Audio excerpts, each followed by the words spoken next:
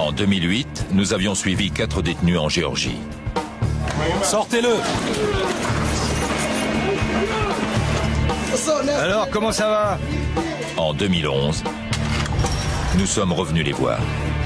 Nous avons constaté que pour Chris Timrek, Sean Rockefeller, Elliot Kroll et Stephen Crane, ces 3 années ont été longues.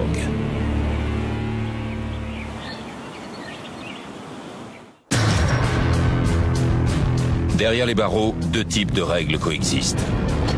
Le règlement intérieur et le code des détenus.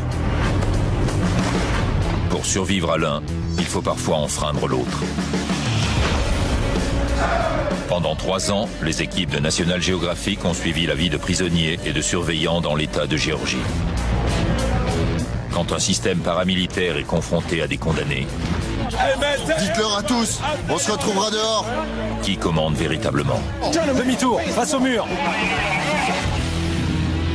Bienvenue dans l'enfer carcéral.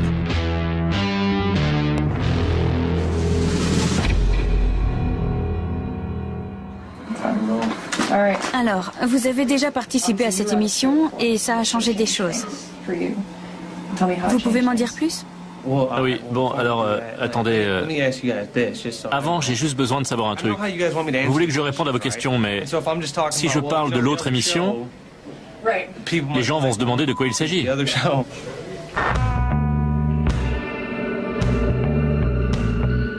Il y a 3 ans, nous avions raconté l'histoire de Chris Timrek.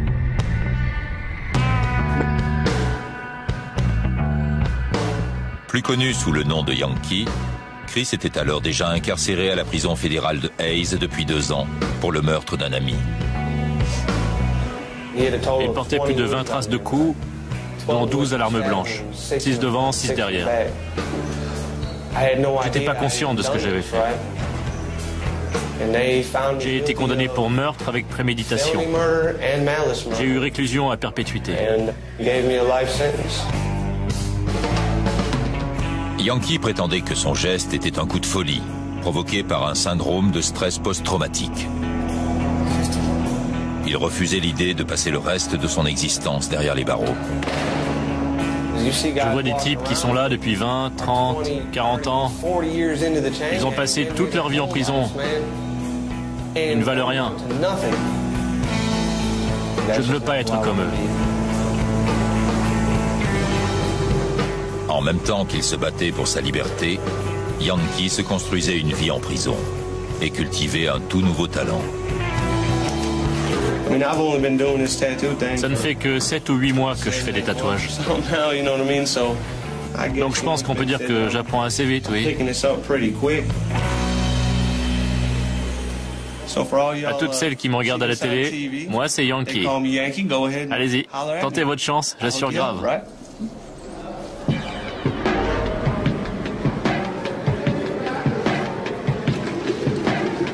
Aujourd'hui, Yankee se trouve toujours à la prison fédérale de Hayes. Là-bas, ses apparitions à la télévision ont fait de lui une célébrité. Donc vous connaissez Yankee? Ouais, je l'ai d'abord vu à la télé. Du coup, quand je l'ai rencontré, je lui ai dit « Hey mec, je t'ai vu dans ce reportage ». Il m'a répondu « Ouais, ouais ». Je lui ai demandé comment ça allait, tout ça quoi. Je vais chercher du café. Depuis la dernière fois que vous êtes venu et que je suis passé à la télé, il y a eu du bon et du moins bon. Eh, voilà la superstar. Souris à la caméra, mec. Souris à la caméra. C'est ton plus beau profil? Ouais. À chaque diffusion, je reçois une tonne de courriers. Et on me chambre sur Hollywood. On m'appelle la star de ciné, Yankee la vedette, ce genre de conneries. Au début, je faisais payer le prix normal pour tatouer un mec. Mais maintenant, c'est fini. Maintenant que je suis connu, tout le monde veut que je le tatoue. Tu veux que ce soit moi qui le fasse parce que tu m'as vu à la télé? Alors tu paies. Vous comprenez? Yankee est plus demandé que jamais. À ses débuts, il y a 3 ans, c'était loin d'être le cas. Mais Shawn Rockefeller était un client fidèle.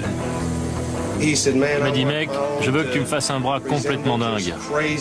Que ça parte dans tous les sens. Tu vois le genre? Je lui ai dit, ok, laisse-moi réfléchir. En voyant ces tatouages, les gens comprendront tout de suite la part de folie, d'instabilité. Ça montre que j'ai traversé des épreuves et que je les ai surmontées. À l'époque, l'avenir de Shawn était encore très incertain. Il avait été incarcéré à l'âge de 18 ans, avec une peine de 5 ans à purger. C'est ce qui s'appelle être un bleu, un nouveau dans le système. Oui, j'avais peur avec toutes les histoires qui se racontaient. Je connais mes chances et je sais à quoi m'attendre. Tous ces types qui se font poignarder, violer, toutes ces histoires. Je vais pas me laisser faire, je vais me battre. Jusqu'à la mort s'il le faut. Pour survivre, Shawn a dû changer. Passer du statut de petit nouveau à celui d'initié. Rockefeller? Ouais. Mais il y a 3 ans, une nouvelle est venue changer la donne. Ça dit, vous serez mis en liberté conditionnelle le 20 mai 2008. Je vais rentrer chez moi. C'est génial. Maintenant que j'ai une preuve matérielle, un papier, ça devient réel. C'est parti.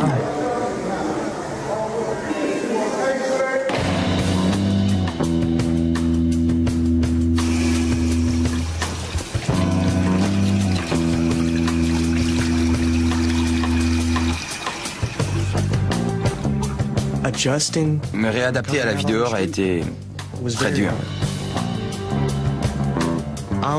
J'en étais presque à jouer les vainqueurs, vous voyez, du genre... ouais, je suis un dur.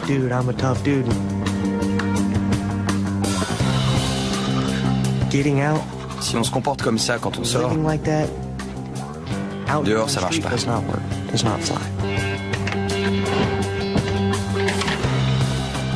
Aujourd'hui, Shawn a 24 ans. Et sa vie est à des années-lumière de celle qu'il menait à Hayes.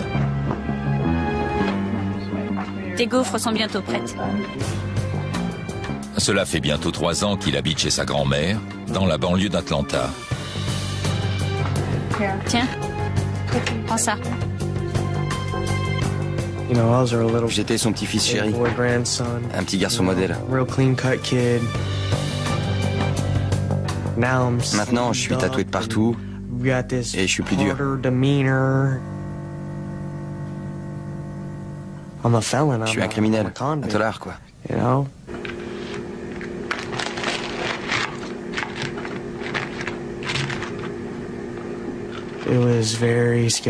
C'était très angoissant de retourner dehors en sachant à quel point j'avais changé.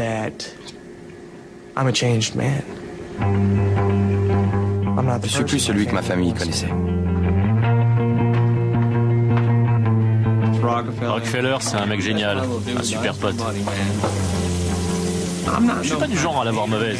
Si quelqu'un sort de prison, je suis content pour lui. La seule chose qui pourrait me contrarier, c'est qu'il fasse une connerie et qu'il revienne. Regardez-moi. Regardez où j'en suis. Ça vous fait envie? Non. Ça fait pas envie d'être condamné à perpète comme moi. Ça craint.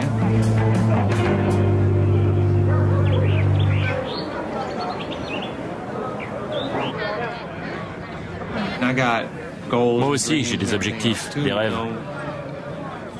J'aimerais bien vivre du tatouage un jour, avoir mon propre salon. C'est comme une formation. J'ai un stock illimité de peau à tatouer. Quand je sortirai, je serai vraiment au point.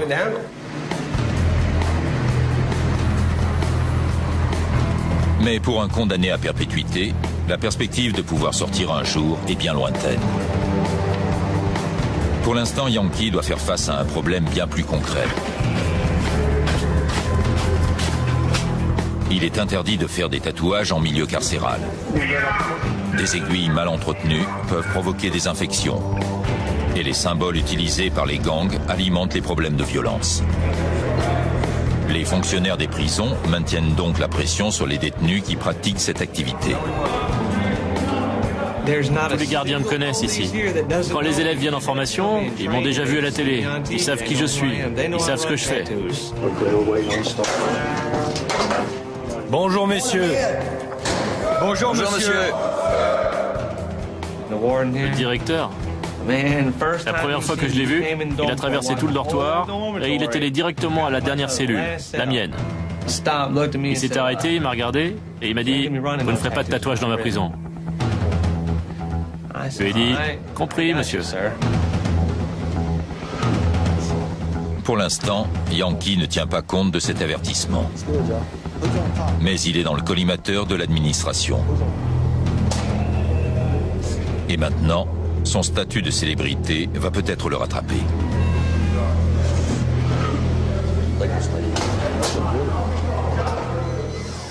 Je l'avais dit.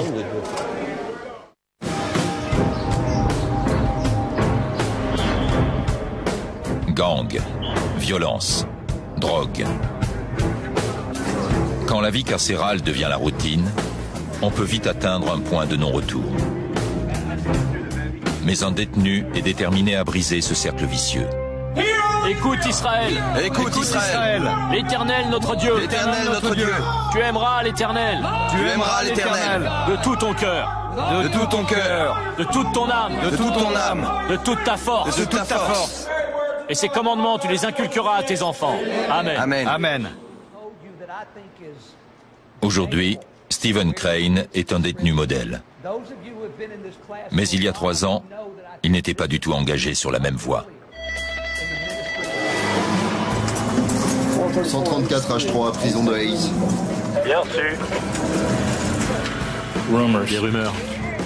On était nerveux, sur le qui-vive. On ne savait pas très bien ce qui nous attendait. Comment ça serait? Allez à la porte un par un.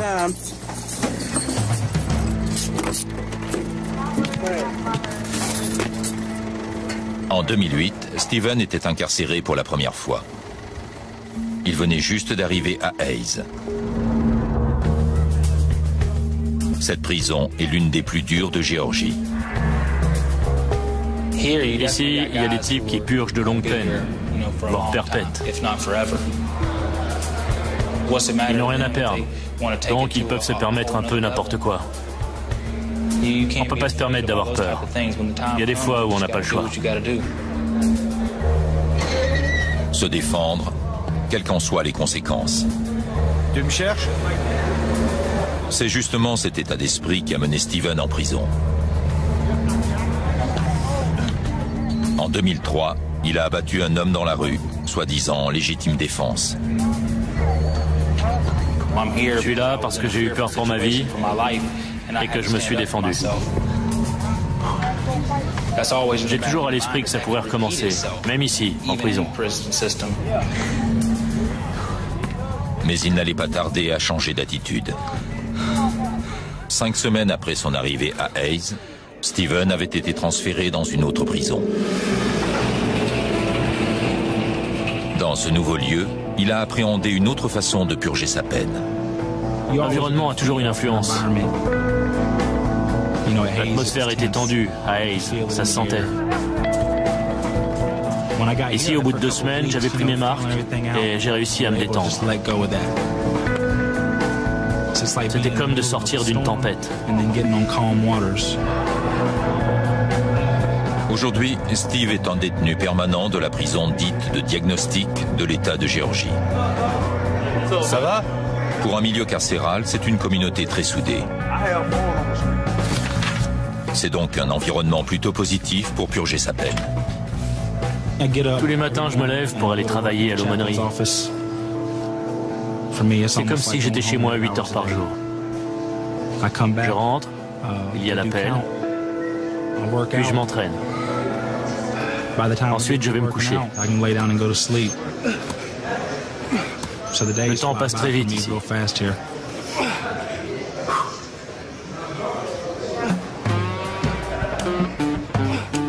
Tandis que Steven donne une nouvelle direction à sa vie, à plus de 300 km de là, un autre détenu suit la même démarche. Dans le cas d'Elliot Krol, le changement est encore plus profond. Je me suis rangé, comme on dit. Je continue à avoir une bonne hygiène. C'est juste que je ne m'apprête pas comme je le faisais avant, parce que ça ne fait plus partie de mon mode de vie. En prison, chacun s'adapte et improvise pour gagner un peu de confort. Mais il y a 3 ans, Elliot avait poussé cette logique encore plus loin. C'est mon rouge à lèvres.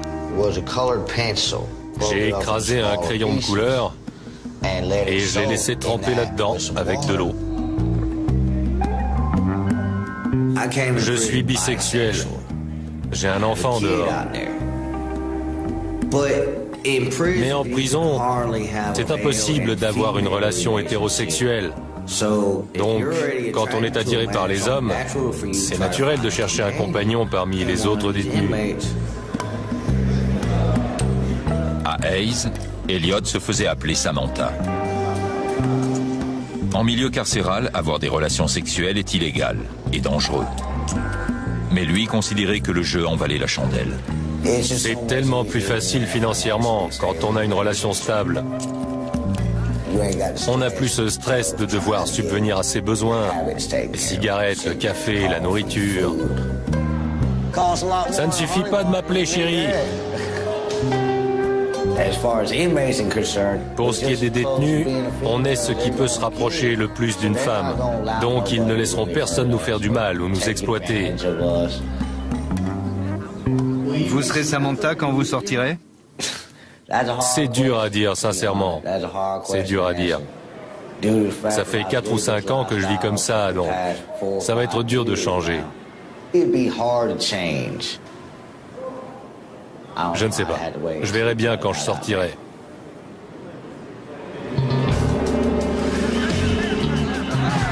Aujourd'hui, il semble qu'Elliot ait décidé de changer. Il y a 2 mois, il a été transféré à la prison fédérale Smith. Il a demandé à être placé en isolement. Il a donc dit au revoir à Samantha. Ça ne veut pas dire que je ne suis plus homosexuel, juste que je ne partage plus le quotidien des autres détenus. J'ai simplement décidé de purger le reste de ma peine à part, de m'extraire des autres problèmes de la vie ici. Je veux être sûr de réussir à me réinsérer dans la société. Cet engagement va bientôt être mis à l'épreuve. Après 11 ans passés derrière les barreaux, Elliot sera libéré dans 6 jours. Je n'ai pas oublié ce que j'ai traversé avant d'être isolé. Je ne veux plus de ça. Je ne veux plus être en prison. Avoir réussi à tenir 11 ans me montre que j'ai de la volonté et de la force de caractère.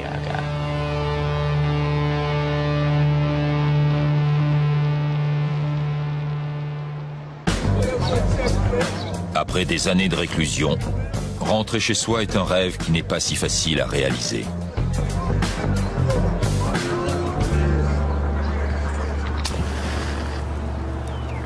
À sa sortie, Sean Rockefeller a brutalement pris conscience de cette réalité.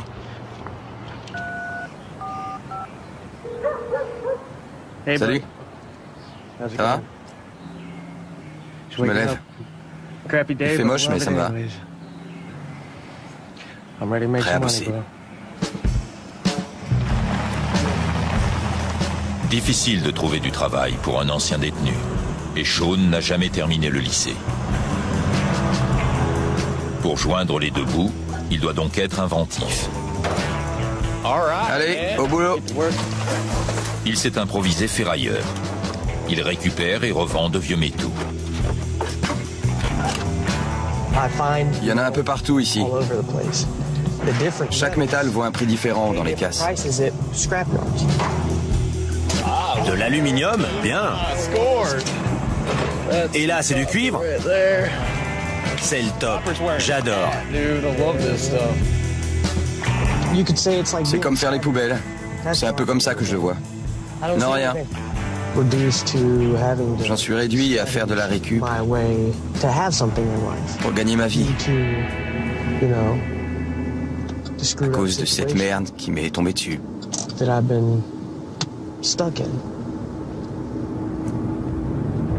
Voici l'histoire de Sean. En 2004, il vient d'avoir 18 ans. Sa relation avec sa petite amie, âgée de 15 ans, devient illégale. La mère de la jeune fille porte plainte. Et Sean est condamné pour viol au sens de la loi. Il est envoyé en prison pour 4 ans et inscrit au registre des délinquants sexuels de l'État. Ben voilà, le type en dessous. Agression sexuelle sur mineur. Celui-là, pareil. Ceux qui me connaissent, je peux leur expliquer, leur raconter mon histoire. Mais ceux qui me connaissent pas personnellement vont penser que je suis un monstre parce que je suis sur cette liste. C'est tout.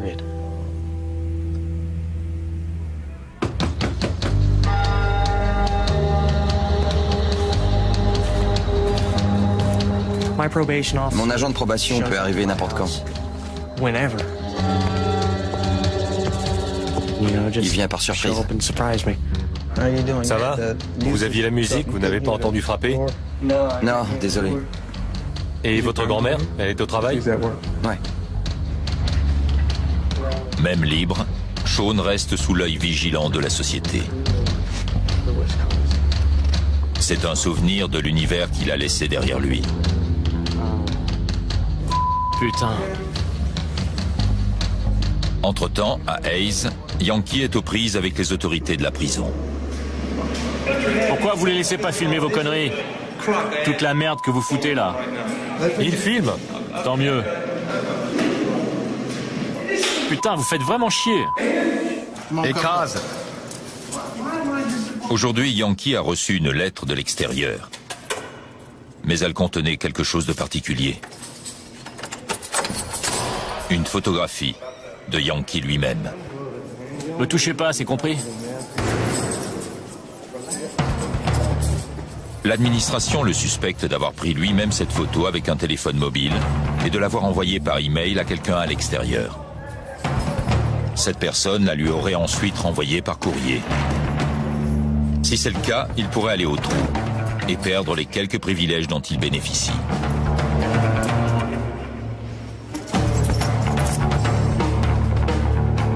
Yankee va rester en isolement le temps de l'enquête. Pour l'instant, il est dans l'impasse.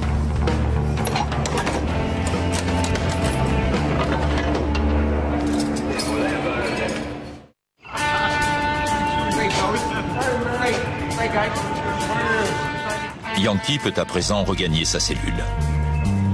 Il y a à peine 4 heures, il avait été isolé pour avoir reçu une photo suspecte. L'administration a conclu que la photo qui lui avait été envoyée était en fait tirée de l'émission à laquelle il avait participé. C'est une de ses fans qui la lui a envoyée. Blanchi, Yankee est libre de récupérer la photo et de regagner ses quartiers. J'y crois pas. C'est une photo qu'elle avait mise chez elle. Elle l'a prise sur Internet et elle l'a imprimée. C'est pour ça qu'ils m'ont enfermé. Tu parles d'un prétexte pour me foutre au trou? Écoutez, laissez tomber. Je vais rentrer et on filmera un autre jour. Là, j'ai trop les boules, mec. Je suis furax.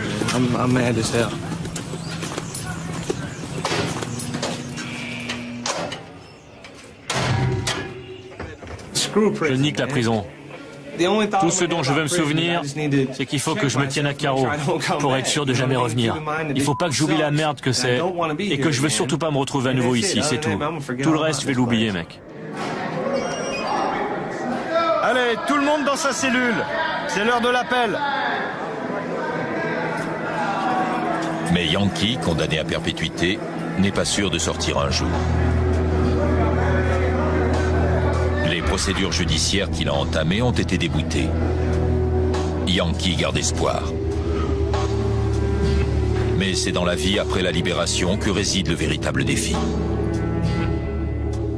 La première fois que je suis sorti, j'avais l'impression qu'on ne regardait que moi. Que tout le monde savait que j'étais un délinquant sexuel, que j'avais fait de la prison. Que je dégoûtais tout le monde. C'est ce que je ressentais. Je pouvais pas vivre chez ma mère à cause de ma petite sœur, ni chez mon père parce qu'il vit à côté d'un parc.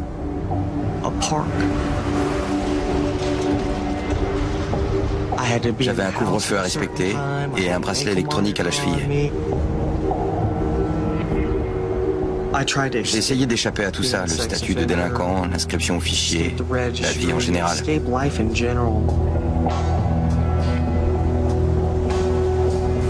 me défonçais pour pas avoir à affronter mes problèmes. C'était un cercle vicieux.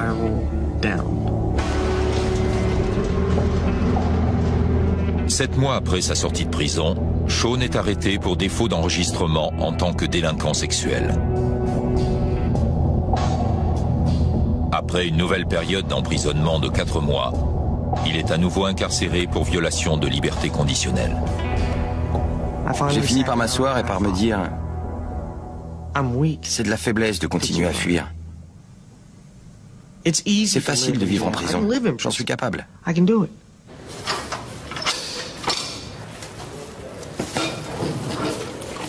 C'était tout ce que je voulais pas être. J'étais en train de devenir comme tous ces types que j'avais rencontrés là-bas.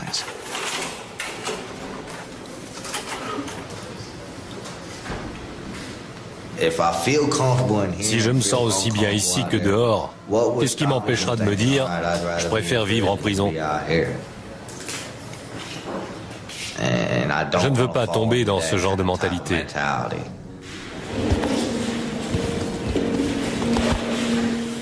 Dans très peu de temps, Elliot pourra en juger par lui-même. En effet, il ne lui reste plus que 2 jours à purger avant d'être libre et de devoir affronter les tentations qui l'ont mené ici. J'étais accro au crack. Un jour, un ami m'a proposé de me payer pour que je brûle sa maison parce qu'il ne pouvait plus payer ses dettes. Quand il m'a dit la somme, je me suis dit « Waouh ! Avec ça, je vais pouvoir m'acheter une tonne de crack et me défoncer tout le week-end. » J'en étais arrivé là. J'aurais pu mourir d'overdose. J'aurais pu me faire agresser et tuer.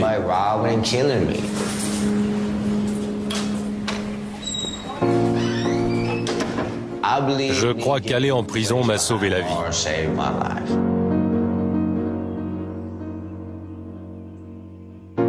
Ma plus grande peur, c'est de retomber dans la drogue en sortant. D'avoir passé 11 ans ici sans me shooter et de recommencer une fois dehors, ça voudrait dire que tous mes efforts n'auraient servi à rien.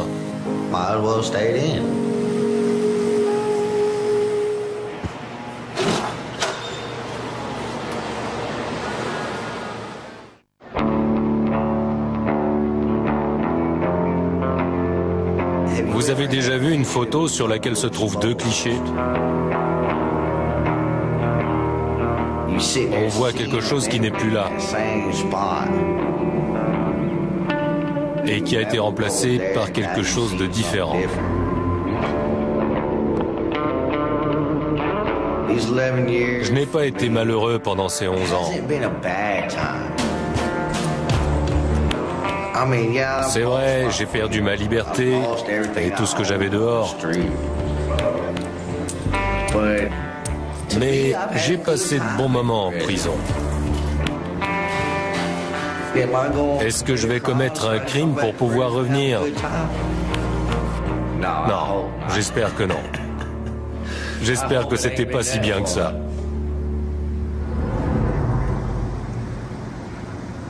À la prison fédérale Smith, dans le sud de la Géorgie, c'est le grand jour pour Elliot Kroll. Je suis anxieux, un peu nerveux, prêt à voir ma famille, à sortir d'ici.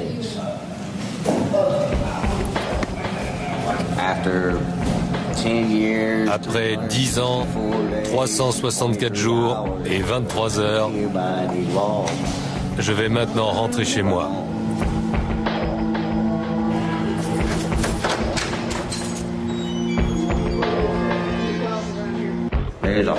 J'ai acquis autant d'expérience que dans toute une vie entre ces murs. Et là, ça fait beaucoup d'émotions à contenir.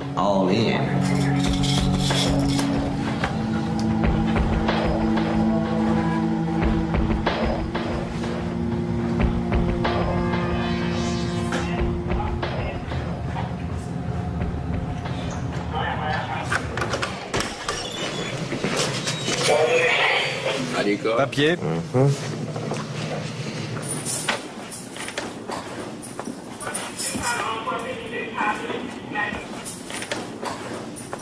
Signé.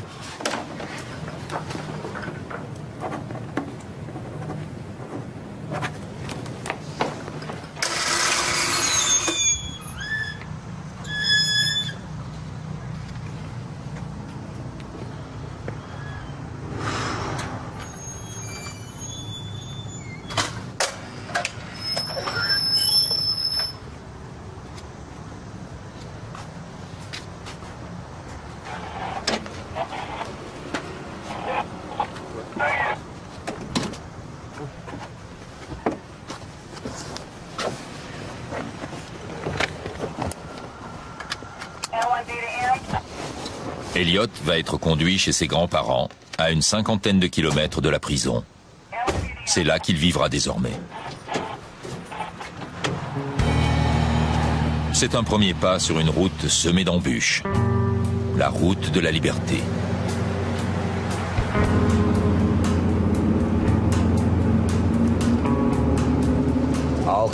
Plein de choses me passent par la tête. Comment va réagir ma famille, mes retrouvailles avec mon enfant,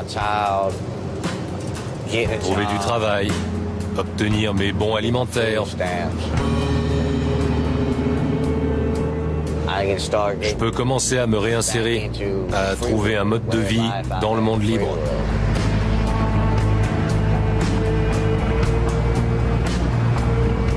Après avoir passé autant d'années en prison, c'est dur de redevenir un citoyen normal.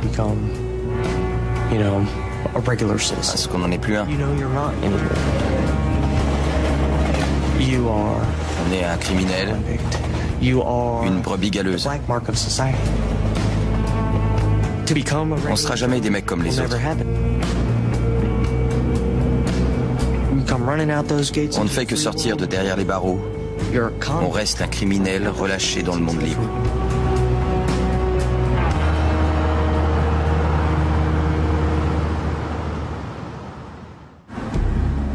Regardez ça, une Mustang.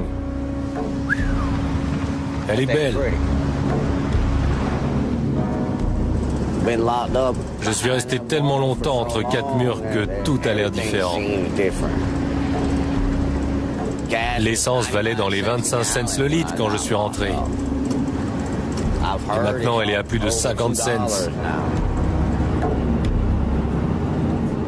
Les gens n'utilisent plus de téléphone fixe.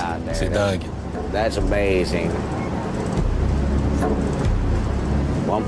Quelqu'un m'a dit qu'on ne se sert même plus vraiment du téléphone pour parler. On fait ce qu'on appelle des textos. Je n'avais jamais entendu parler de ça. Un peu plus loin. Vous voyez le panneau là? Le panneau vert et le chemin en terre. Voilà. Ça me rappelle plein de choses de revenir ici. C'est incroyable. Chez moi.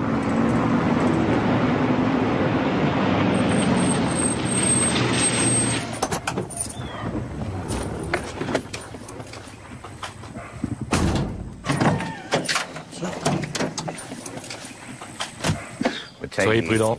Bonne chance. Vous aussi.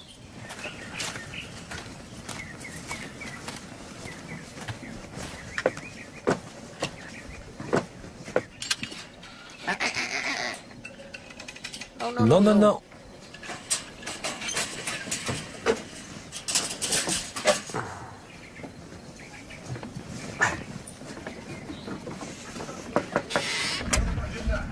Salut.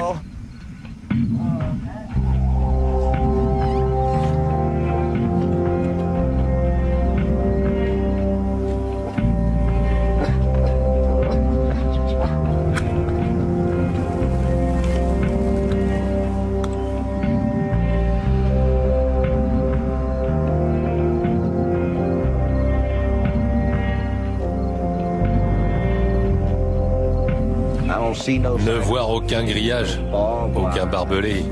C'est hallucinant. Je suis libre.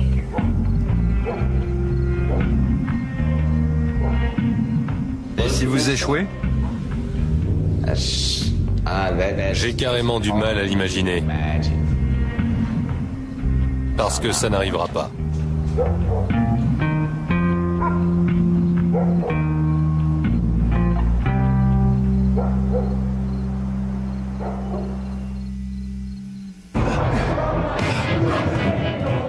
Qu'il passe un an ou le reste de sa vie en prison, un détenu est toujours transformé par son incarcération.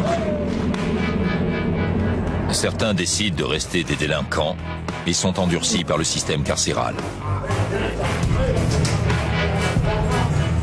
Mais pour d'autres, la prison est une chance.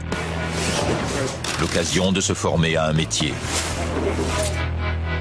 de soigner une dépendance et de renforcer les liens avec ceux qui les attendent dehors.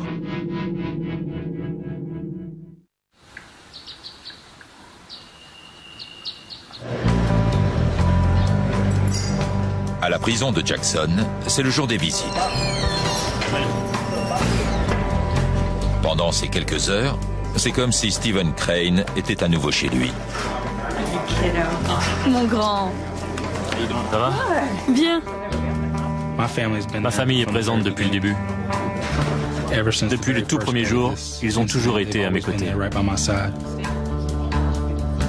Ils ont toujours tout fait pour moi. Ça fait partie des choses que je trouvais normales avant. Mais de voir que certains n'avaient pas cette chance m'a fait changer ma façon de voir les choses. Je suis devenu beaucoup plus reconnaissant. Stephen Crane fait en effet partie des chanceux. Ses parents le soutiennent. Et il aura un travail et un logement lorsqu'il sortira. Je t'aime. Moi aussi, je t'aime. Moi aussi. À la prochaine. Pour lui, la sortie n'est plus une perspective lointaine. Ça fait 7 ans que je suis là maintenant. Et dans 18 mois, j'aurai le droit d'aller en foyer de transition. J'y suis presque. Plus j'approche du bout du tunnel, plus j'ai l'impression que tout s'éclaire autour de moi. Stephen finira de purger sa peine à la prison de Jackson. Il s'emploie à tirer les leçons de son incarcération pour les appliquer lorsqu'il sera libre. Je suis beaucoup mieux dans ma peau.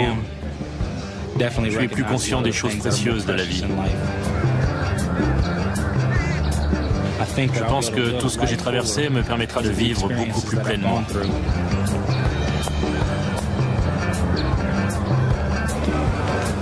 Cela fait maintenant plus d'un mois que Yankee est sorti d'isolement. Il a repris sa vie dans son quartier. Mais récemment, sa notoriété a apporté quelque chose de nouveau à son quotidien. Après la dernière émission, j'ai reçu une lettre d'une nana du Wisconsin. J'ai trouvé ça cool, donc je lui ai répondu. On a commencé à s'écrire et puis à s'apprécier. Maintenant, ça fait 1 an et je crois qu'on peut dire qu'on est fiancés.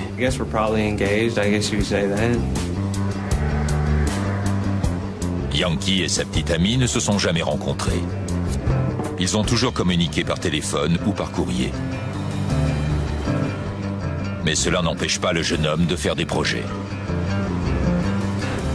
On essaie de trouver les fonds pour me trouver un avocat.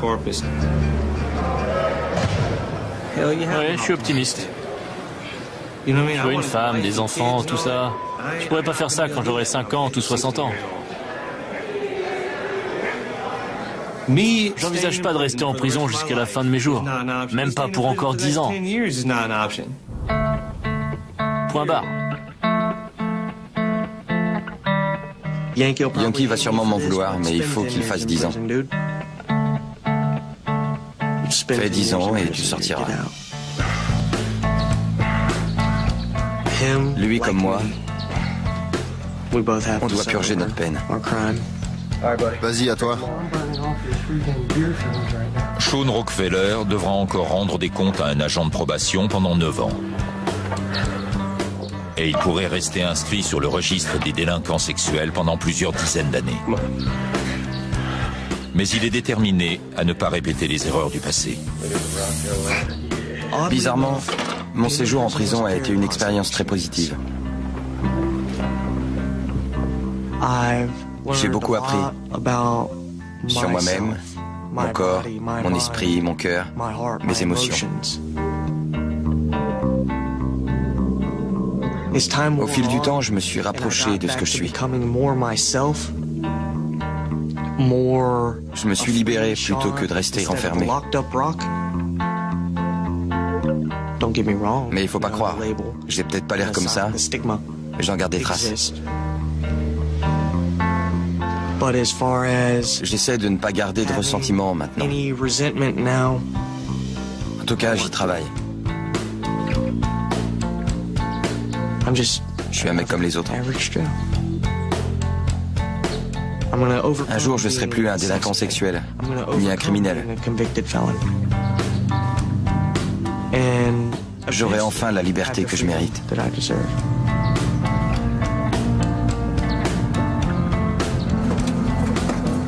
La prison, plus jamais.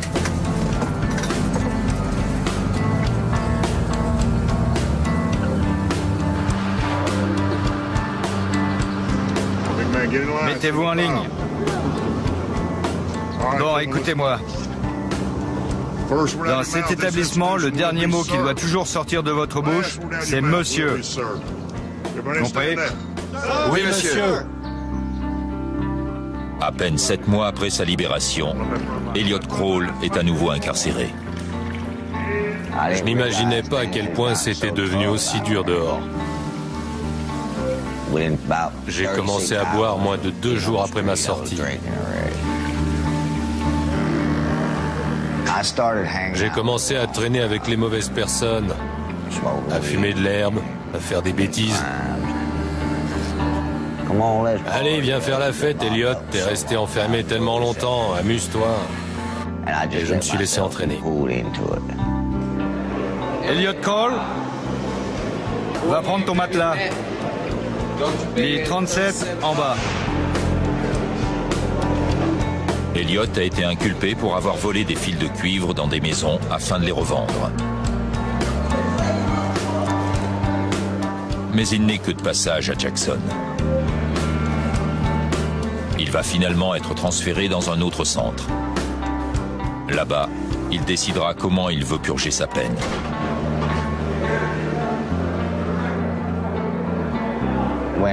Quand je jouais le rôle de Samantha, c'était pour survivre. J'étais dans des prisons dangereuses. Je me suis mis sous l'aile de quelqu'un dont je savais qu'il me protégerait. Allez en prison et on verra comment vous vous en sortez. Vous seriez surpris de ce que vous feriez pour survivre.